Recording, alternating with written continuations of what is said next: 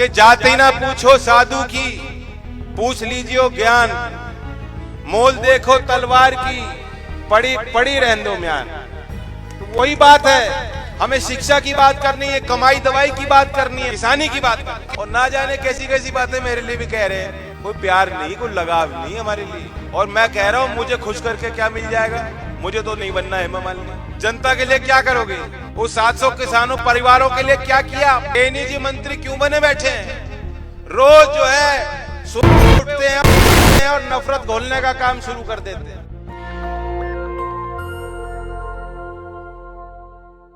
आपने नहीं सोचा होगा कि ऐसी सरकार बन जाएगी जहां किसान दिल्ली में जा नहीं पाएगा।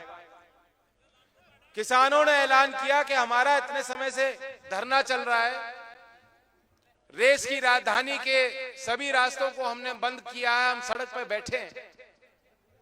और उत्तर प्रदेश की राजधानी लखनऊ है, क्यों ना हम उस तरफ चलें, अपना विरोध दर्ज करें। तुरंत योगी जी ने संज्ञान लिया और धमकाना शुरू किया। कई कई बार लोगों ने निर्णय लिया कि चलो दिल्ली चलो, किसान घाट हो आओ। ट्रैक्टर यात्रा ने वहीं गाजीपुर बॉर्डर पर रोक दी जाती थी और 13 महीने से तो वहीं तार बिछाकर पूरा पक्का बैरिकेडिंग करके दुनिया भर की फोर्स लगाकर ये संदेश देना चाहती थी सरकार कि अब दिल्ली किसानों से, ग्रामीण भारत से बहुत बहुत दूर हो चुकी है। और दिल्ली की तरफ आपकी निगाह ले जाऊं तो पूरी दिल्ली का नक्शा बदलने पे तुली है सरकार। यहां कोई आदमी मौजूद नहीं होगा जो इस बात का समर्थन करेगा कि हमें देश की उस सदन में कोई परिवर्तन करने की जरूरत थी कि नए संसद भवन के निर्माण की देश को जरूरत थी। बताओ, नए पार्लियामेंट की आवश्यकता कुछ है? हजारों करोड़ लग रहे हैं, हजारों करोड़। पूरा इंडिया गेट खोद दिया है। हजारों करोड़ के 2 विमान अपने लिए खरीदे कि मैं विदेश में उसमें सैर क्या करूंगा। बुलेट प्रूफ इंपोर्टेड नई गाड़ी खरीदी गई है। आप देखते हो उनके कपड़े क्या है, दोपहर को नया शॉल होता है, रात को दूसरा शॉल होता है। तो जैसे शहंशाह के ताव भाव होते हैं उसी तरह से उनका अंदाज चल रहा है। और फिर भी बताया जाता है कि इनके ना कोई आगे ना कोई पीछे, बड़े ईमानदार हैं। योगी जी कहते हैं भाई योगी जी बड़े ईमानदार हैं। मैं आपसे पूछना चाहता हूं, देश को क्या लाभ मिला इस बात का? आपको क्या लाभ मिला है? किसानों के हाथ में एक टॉर्च दे दी, लाठी दे दी, खेत में तार लगाओ और पूरी रात वहां पहरा दो। 5 साल का यही तो अनुभव है किसानों का। कोई साधारण चुनाव नहीं है। 403 सीट पे जो हमारे गठबंधन के रंग हैं, सफेद, हरा, लाल, बहुरंगी गठबंधन है ये। सभी जाति के, सभी जो हमारे पुराने कुनबे थे उन्हें इकट्ठा करके, समेट के, साथ लाकर इज्जत के साथ हम जोड़ने की कोशिश कर रहे हैं। अगर 403 सीट पे आपने बहुमत नहीं बनाई, किसानों ने अपनी ताकत नहीं दिखाई, ये सिर्फ मान सम्मान की लड़ाई नहीं है, ये अस्तित्व की लड़ाई है। इस बात को समझ लो। यहां अगर हम चूक जाएंगे तो 10-20 साल तक कोई हिम्मत हम पूरी किसान के नाम नहीं करेगा कि किसान के नाम पे कोई आंदोलन कर ले। और उनकी नजर यहां माठ पे है, उत्तर प्रदेश के नतीजों पर है। वो देख रहे हैं इन बातों को। और मैं तो नहीं भूल सकता, मैं जानता हूं कि देश का किसान नहीं भुला सकता उस बात को। जब रात को यही समय होगा, शाम को इससे पहले 2-4 घंटे से एक प्रचार शुरू हुआ 28 जनवरी को कि अब बंद हो गया, वापस लौटने को मजबूर हो जाएंगे किसान। सरकार ने पूरा दबाव बना दिया और आज ही जो है रात को हो जाएगा फैसला। सारे टीवी चैनल कूद कूद के यही बताना। पिछले वर्ष की बात है 28 जनवरी को।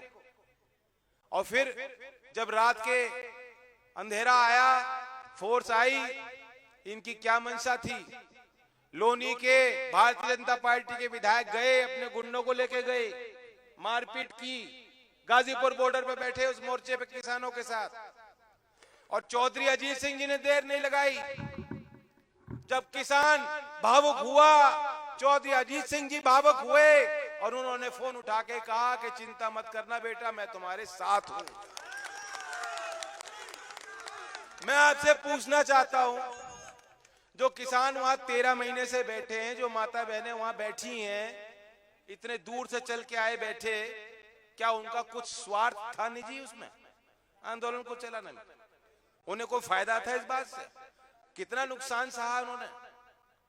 जब चौधरी अजीत सिंह जी ने तुरंत प्रतिक्रिया दी और अपने सारे लोगों को जुटा दिया किसान के सम्मान में, तो क्या चौधरी अजीत सिंह जी का कोई स्वार्थ था?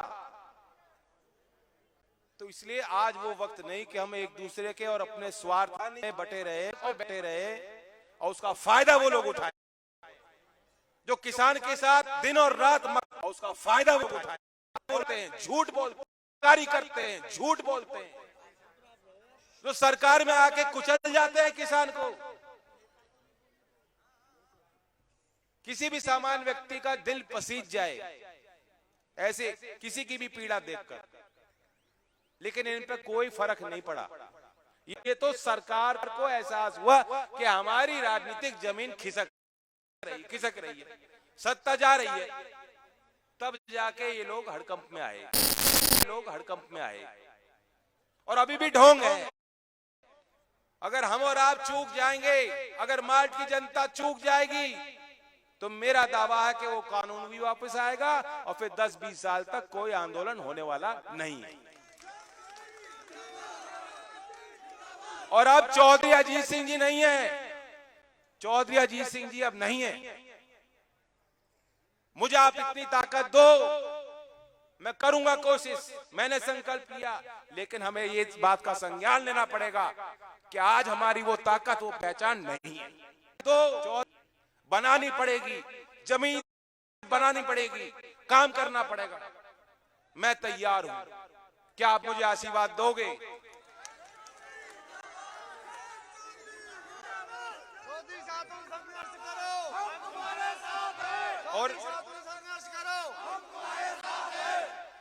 और एक बात सोचने की है, गौर करने की, ये लोग कोई हमारे हिमायती तो है नहीं। कोई भी काम उन्होंने ऐसा नहीं किया कि हमारा आदमी जो जुड़ा हुआ है, जो चौधरी से जुड़ा हुआ, चौधरी से जुड़ा हुआ हो, जो खेती करता है, जो कमेरा वर्ग है, कि वो ये महसूस करे कि हाँ हमारी सरकार। आज इनके जुबान पे मेरे लिए इतनी मीठी मीठी बातें। योगेश अभी कह रहा था ना, योगेश को तो अमित शाह ने कह दिया, योगेश आजा, तेरा हेमा मालिनी बना दूंगा। यही कही होगी।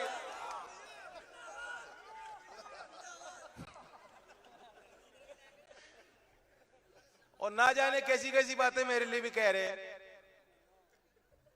कोई प्यार नहीं, कोई लगाव नहीं हमारे लिए। और मैं कह रहा हूं, मुझे खुश करके क्या मिल जाएगा? मुझे तो नहीं बनना हेमा मालिनी। जनता के लिए क्या करोगे? वो 700 किसानों परिवारों के लिए क्या किया आपने? टेनी जी मंत्री क्यों बने बैठे हैं? रोज जो है सुबह उठते हैं और नफरत घोलने का काम शुरू कर देते हैं, और कोई काम नहीं है। अभी योगी जी गए बुलंदशहर में चुनाव प्रचार, और क्या भाषण उन्होंने दिया?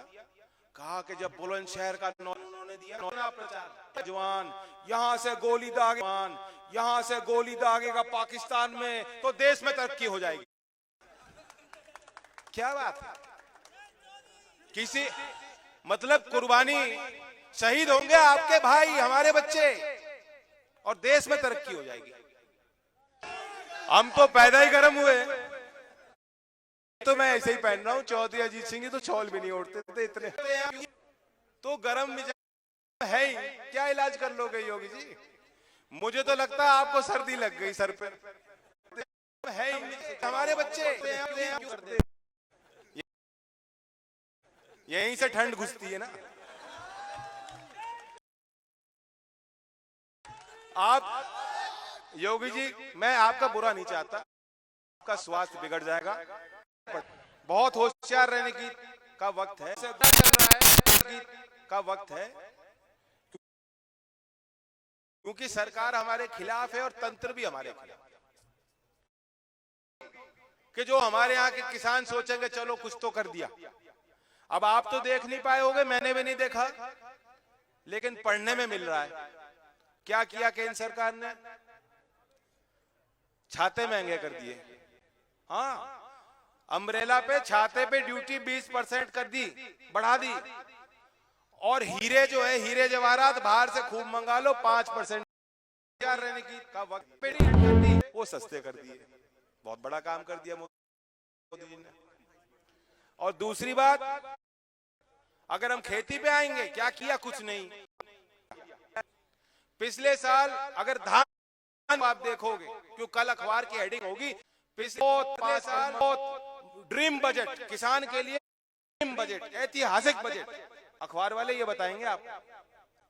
सच्चाई ये है कि जो मैंने 2-4 बात पढ़ी है, एक तो उन्होंने धान की खरीद का जो अपना खुद का जो आंकड़ा घटा दिया। पिछले वर्ष 1286 लाख मेट्रिक टन इनका दावा इन्होंने खरीदा था किसानों से, और इस बार उसे घटा के 1206 लाख मेट्रिक टन, यानी 78 लाख मेट्रिक टन धान सरकार किसानों से कम खरीदेगी।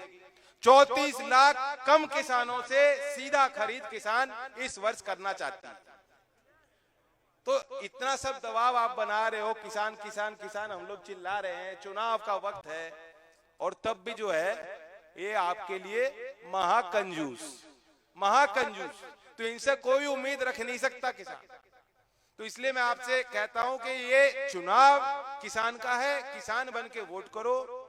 जाति का कोई सवाल नहीं। ये लोग जाट जाट जाट चिल्ला रहे हैं, और जितना ये जाट जाट जाट चिल्लाएंगे, चौधरी चरण सिंह के अगर आप अनुयायी हो, आप किसान और मजदूर किसान, और वो कहावत कि जाति ना पूछो साधु की, पूछ लीजिए ज्ञान, मोल देखो तलवार की, पड़ी रहने दो म्यान। तो वही बात है, हमें शिक्षा की बात करनी है, कमाई दवाई की बात करनी है, बच्चों की नौकरी की बात करनी है, खेती खलियान कमाई दवाई करने की का वक्त बात करनी है, किसानी की बात करनी है।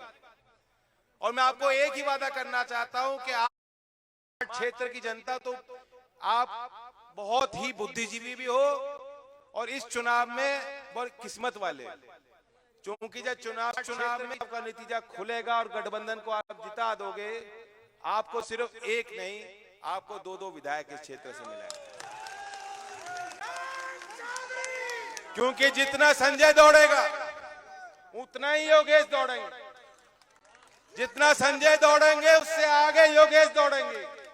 क्यों? दोनों राजी हो इस बात को?